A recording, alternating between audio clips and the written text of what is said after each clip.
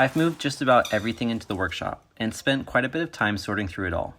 Most of my tools have a home on the tool wall, but that's just about it. I've separated office stuff, model making materials, and there's a large amount of paint supplies. So I decided that the next organizational setup is going to be for all these paints and supplies. I'll make a separate holder for spray paints. This one will be for all the cans, brushes, rollers, mixing sticks, and a few other items.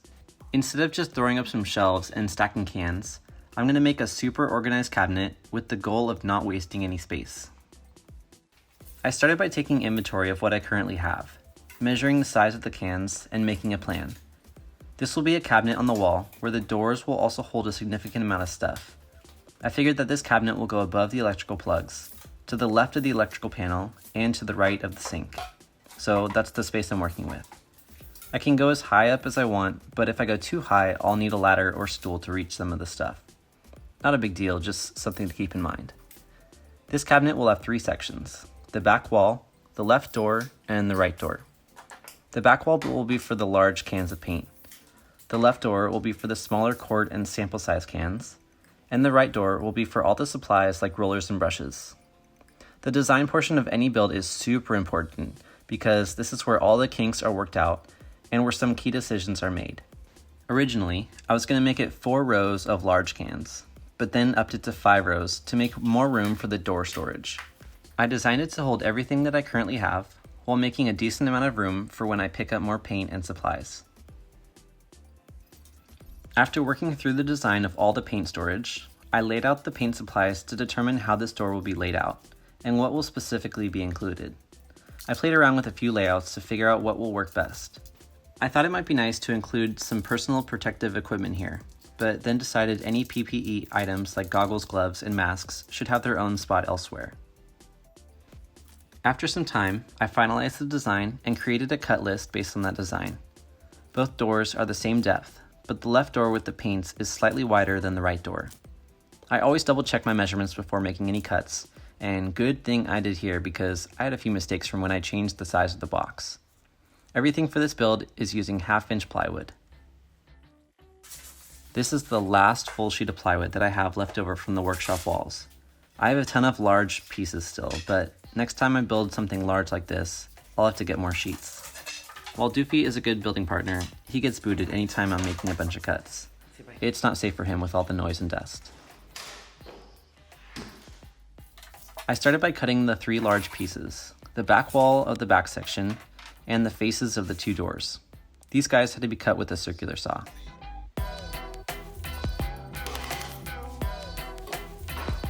Now I had a bunch of pieces to cut of a multitude of widths.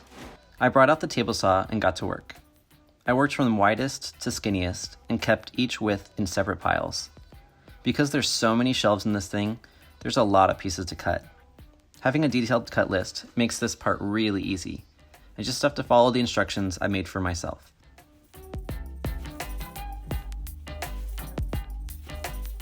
Once I ripped all the pieces to the correct width, I cut the pieces to specified lengths. Once a piece was cut, I placed it with the others in its section. So I had a stack of pieces for the back section, a stack for the left door, and a stack for the right door.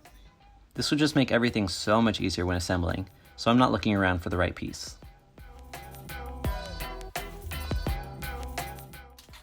A workbench is still on my to-build list, but for now I'm just going to build on this table. I put down some paper so I don't completely ruin it. Then I just started putting it all together. The back is pretty straightforward. The outside piece is attached in a way so they'll hide the large back piece. They attach with glue and 1-inch brad nails.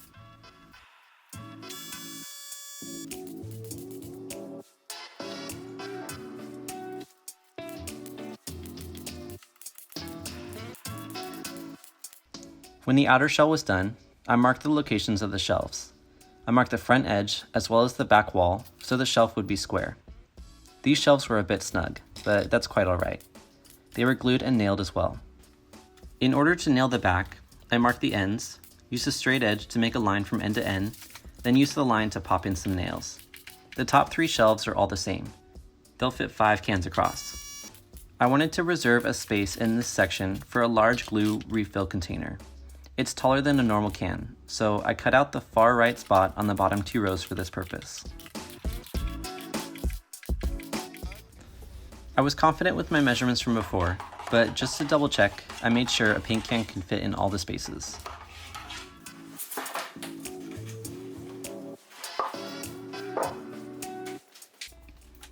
Next, I worked on the left door for all the medium and small paint cans. I put this together differently by starting with the outer shell. There's a unique design element that I added here. For the center seam, I set the sidewall off by 1 inch. This will allow for some wiggle room if the seam is too tight and will create another surface for mounting something really thin, like paint swatches or a can opener tool. Then, I marked the locations and installed the shelves. There's 5 shelves for the medium cans and 4 shelves for the small cans. It's kind of amazing that the total height of these 9 rows is the same as 5 rows of large cans. What you're seeing here is the back of the shelves, or what will be the face of the cabinet. So the shelves are flush with the sides. The shelves are not as deep as the outer edge, so they won't ever be a problem when trying to shut the door. Before attaching the door front, I marked all my lines for nailing. I put glue on every surface, then put the face on, taking this opportunity to square it all up. The way I did that is by putting 1 nail in a flush corner, then shifting the boards to make the opposite corner flush. I added a few more nails to lock in that position, then went to town, nailing everywhere else. The left door was assembled in a fairly similar method, but much more simplified. Outer edge first, a couple of shelves, and the face piece to make it all square. The difference for this door though, is that 1 shelf got a front for all the 9-inch roller brushes, and I put a few dividers at the top for the 3, 4, and 6-inch roller brushes. The dividers don't go all the way up, to leave room for the rollers.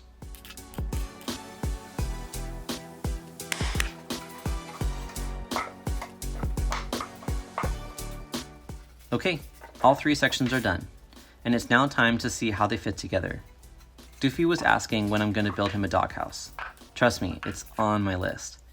I placed the 2 doors in place to see how they fit. They were a bit snug, so I knew I'd have some sanding to do to free that up. The hinges went on pretty easily. I just lined up the center of the hinge at the gap, marked for the holes, pre-drilled so I wouldn't split the wood, and drove in the screws. I measured, so the middle hinge was precisely in the middle. The 3 hinges seemed to work pretty well, but I wouldn't know for sure until I add the weight of the cans. Attaching the other door was a bit more tricky, only because I had a furry friend interrupting me constantly. After paying my tax, I was finally able to continue.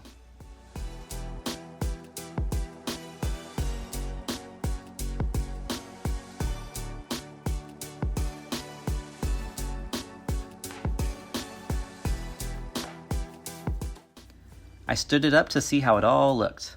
I might be biased, but I think it looks really good. Just like I anticipated, the center seam of the doors is quite snug.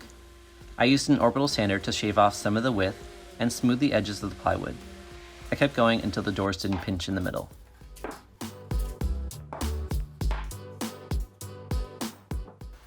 In order to hang the rollers and brushes in the door, I needed something sturdy to stick out from the back wall. I figured the best option was 6-inch long 1/4-inch carriage bolts. I used 2 bolts to hold the large rollers and 1 to hold the smaller rollers. On the bottom, I used the same carriage bolts for the brushes, spacing them out to give plenty of room for each brush size. I left a gap on the right because that's where all the stir sticks will go. I put 2 eye hooks and a small bungee to make a secure space for them in the corner.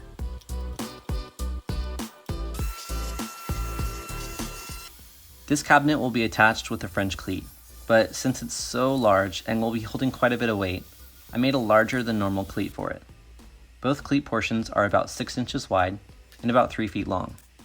I attached 1 cleat to the back of the cabinet at the top with glue and nails. At the bottom of the cabinet, I added a spacer block so the cabinet will sit true on the wall. Now that I knew the location of the cleat on the cabinet, I could set the location of the cleat on the wall, so it'll sit at the exact height that I want it to. I also set the side-to-side locations, making sure it was clear of the electrical panel and not above the sink. I marked the studs on the cleat and pre-drilled for 3 screws into each stud. I drove 1 screw in, checked for level, and drove in the rest.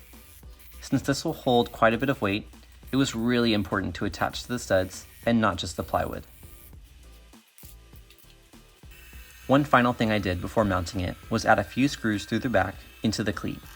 The glue and nails should be plenty strong to hold up the weight, but it can't hurt to have extra assurance. It was now ready to go up on the wall. I cleared out the space below and then had to figure out a way to get this thing up 4 feet. It's awkward and heavy, so much so that I couldn't just lift it into place. There's really only 2 ways to raise something up. Either lift it from the bottom or pull from the top. Here's what I did. I managed to tilt it onto this rolling cabinet thing to bring it up part of the way. I grabbed a large eye hook and screwed it through the plywood into one of the ceiling joists. I ran a rope through the hook, one end with the loop to the top of the cabinet and the other end to the ground. I tied another rope around the cabinet and used a few tricks to make it really tight. Then connected the 2 ropes with a quick link. I really didn't have to go that far, but it was still awkward and heavy. I gave it a really good push and pull and got it into place.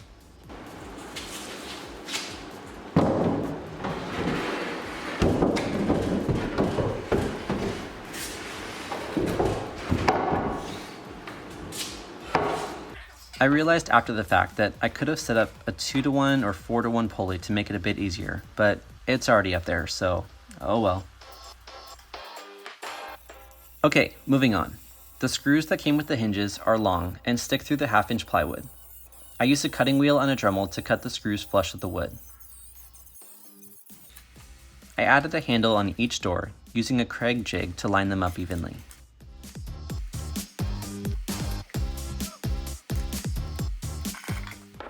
These doors are heavy, so I don't anticipate them opening on their own, but I added a few magnetic catches to keep it closed. And that's it.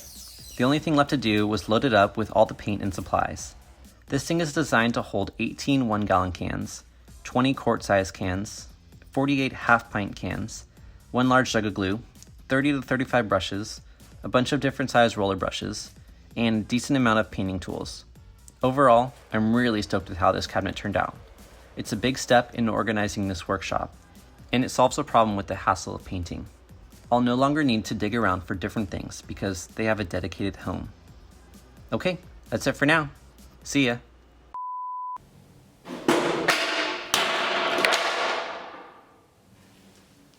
The heck? Never shoot.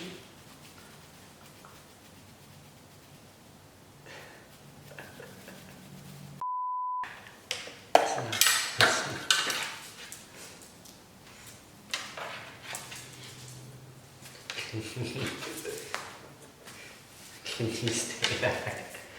Okay, stay up there. Over there. Dude.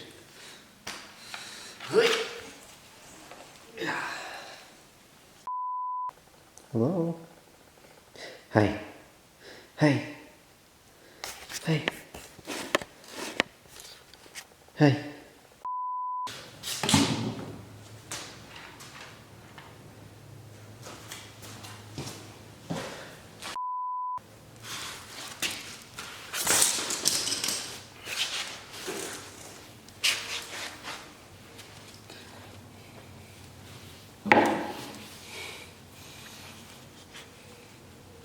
Hi. Hi.